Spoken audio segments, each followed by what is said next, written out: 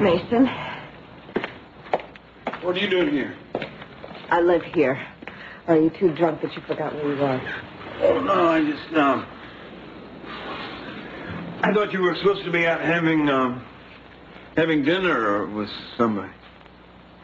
I didn't really see the point in sitting around chatting sociably with C.C. after you had insulted all of us and stalked off. Do you want to tell me where you went? No, I don't. That's one of those questions I don't like. Well, that's just too bad, isn't it? Then quit making it impossible for me not to ask. How on earth did you hook up with Gina? With Gina? Forget it. Well, now that you mention it, I do think I ran into Gina tonight. I just can't remember where. At the lair. Right. Right, that's where it was. I wasn't trying to keep it from you. I just couldn't remember. I'm going to have to ask you another question you're not going to want to answer. Gina was awfully smug when I was talking to her tonight. That's just the way she is. Yes, Mason, I know the way she is. That's not what I'm talking about. I guess what I'm asking is if you have anything you want to tell me. Like what? I'm not accusing you of anything. I'm sure there's an explanation. I guess I'm just... Well, I'm asking you to explain it to me now, please. Nothing happened. Yeah, well, I assume that. I just want to know how it got to the point where something or nothing would have to happen.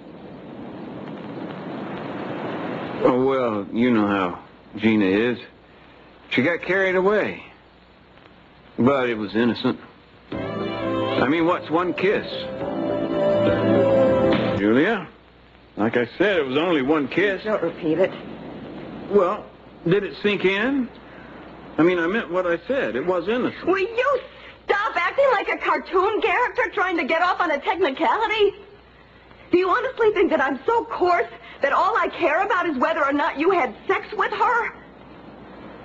Was that the question, or isn't it? What has happened to you? What do you mean? The Mason I knew wouldn't have to ask me that. 2 weeks ago, you asked me to marry you. Ever since then, you've done nothing but get drunk and disappear and carry on God knows what kind of bizarre dalliance with Gina. And then when I dare to point it out to you, you get indignant. And then claim that you are observing the minimum standard of decency between men and women. So what is my problem? Well, I'm sorry. Maybe you're right. I shouldn't have kissed her. You know what? I think bourbon makes you stupid. It's not about sleeping with or kissing or anything like that. Being in love isn't like giving up candy for Lent.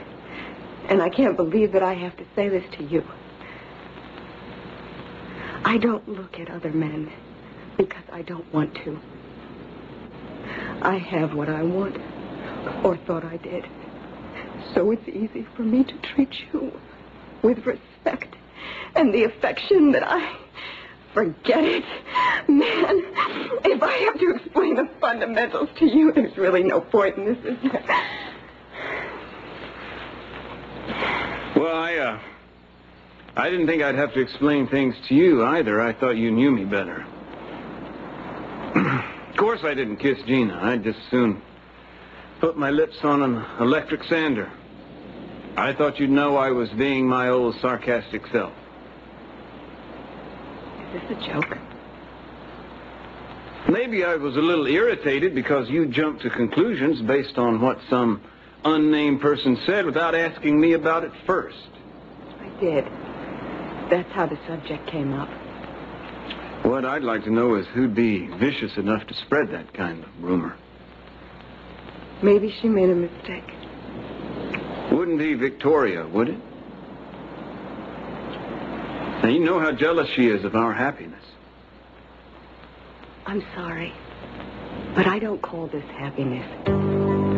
That's as blunt as I can be. Well, I'm sorry that I'm not living up to your expectations of me, Julia.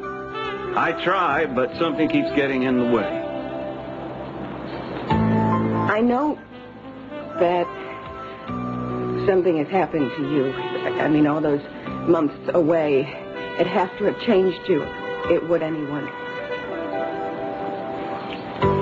Julia, being with you and the baby since I got back has been wonderful. More wonderful than I would have thought. This isn't coming out well at all, but you know what I mean. I want things to be good for us. But maybe I need your patience and your love more when I least deserve it. Does that make any sense? If you're asking me, do I love you? Of course I do. I would do anything for you. I would lay down on a railroad track. I would give up everything that I own. Well, then I think we're okay. That hard up I'm not. But one thing I can't accept is your drinking. Now, wait a minute. Just because I get a little rowdy or stubborn or thoughtless, that's no reason to blame the bourbon. A very good reason. It changes you into someone else, Mason. Did you ever think that maybe the cold fact is that I'm just really am someone other than what you want me to be? Stop it! I don't want to have this conversation with you anymore! Well, it looks like it hasn't done us much good in the past, has it? Yes, it did, Mason. You stopped drinking. You did it for me, and you did it for Samantha. What changed you? Why did you change your mind? It wasn't so much that. Most people like me the way I am. Not so bad. Not so bad. I come in here and I find you passed out on the couch. How bad does it have to get?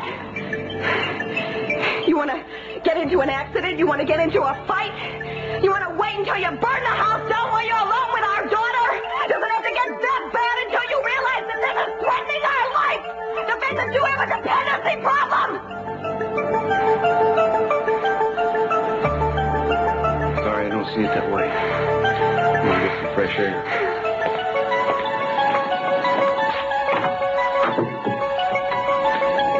Did it ever occur to you that maybe you're the one with the dependency problem?